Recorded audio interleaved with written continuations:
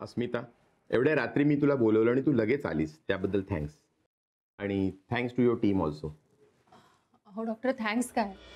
तशी तुम्ही तुमची ड्युटी करतायत तशी आम्ही आमची ड्युटी करतो. डॉक्टर मला सांगा, तुमच्या हॉस्पिटलमध्ये याच्या डॉक्टर आहोत तन्वी.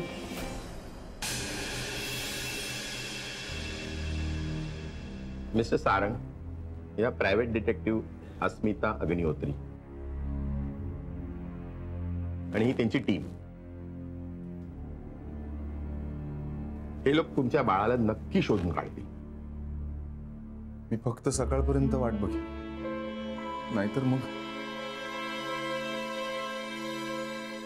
मिस्टर सारंग, हे बघा, आम्ही तुमचं बाळ नक्की शोधून काढू. फक्त आमच्यावर विश्वास ठेवा आणि आम्हाला कोऑपरेट करा. मिस्टर सारंग, तुमचं किंवा तुमच्या पत्नीचं कुणाशी भांडण वगैरे, म्हणजे सूडबुद्धीनी कोणी बाळाला पळवलंय असं काही वाटतंय का तुम्हाला? आमचं कोणाशी भांडण नाहीये. ओके ओके, शांत राहा. तिने फक्त एक शक्यता विचारली. मला सांगा, बाळ हरवलं त्या दरम्यान तुम्हाला काही संशयास्पद वाटलं? तुम्ही असं काही नोटीस केलं का ज्याची आपल्याला तपासात मदत होईल?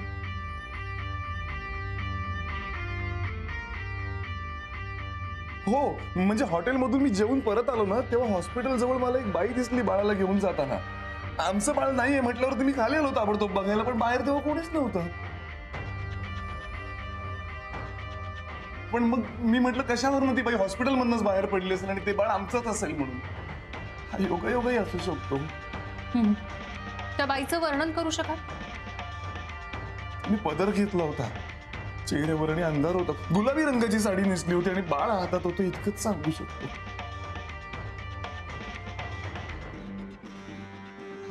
तुमच्याकडे तुमच्या बाळाचा फोटो आहे? हो, मला सेंड करता प्लीज? हो. एक मिनिट.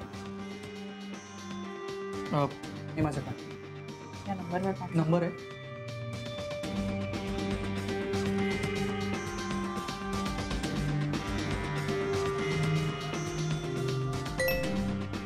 हां, आला. थँक्यू.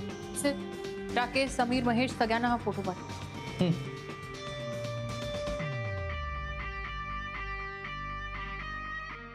हां राकेश, मी तुला आत्ता एका बाळाचा फोटो पाठवतोय. ते बाळ डॉक्टर विश्वास पैंच्या हॉस्पिटलमधून गायब झालं. काहीही करून सकाळ व्हायच्या आत त्या बाळाला शोधायचं आहे आपल्याला. ओके, चल बाय. निंबोणीच्या झाडामागे चंद्र झोपला ग बाई, आज माझ्या पाडसाला झोप का ग येत नाही, निंबोणीच्या झाडामागे.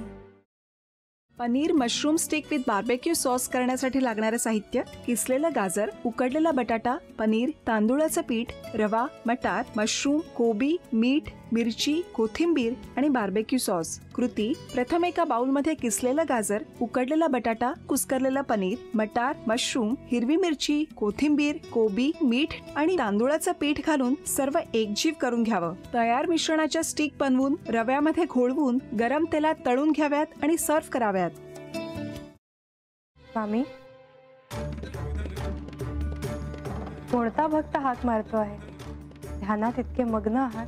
बाणाईला भेट घ्यायची आहे देवी. वाटलंच मला, ही अस्वस्थ असणं स्वाभाविकच आहे. तिच्या दृष्टीने हे सारंच गोंधळून टाकणार आहे. अशा वेळी तिला तुम्हाला किंवा मला भेटावं असं वाटणं हे स्वाभाविक आहे. नमस्ते अंकल जी, वो हमें आपसे. कशा करता आलेस तू इथे? विकीची चाळी करायला? काय समजतो काय स्वतःला तू? अरे आजारपणात माझा जीव वाचला म्हणून घरातल्या पोरी बाळींवर. अरे कुठून कुठून येता तुम्ही, नाही ते उद्योग धंदे करता इथं. खपवून घेणार नाही मी सांगतो तुला. मी फार वाईट माणूस आहे, लक्षात ठेव. पोलिसात देणार होतो तुला. केवळ विकी आडवा आला म्हणून लक्षात ठेवलं, ते इथून दिंड काढणार होतो तुझी मी. मग आता आपण काहीच करू शकत नाही.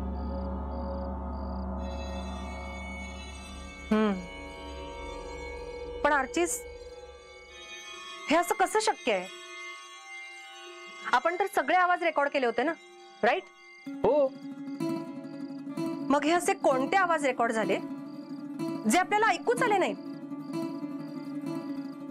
I mean, how can it be possible?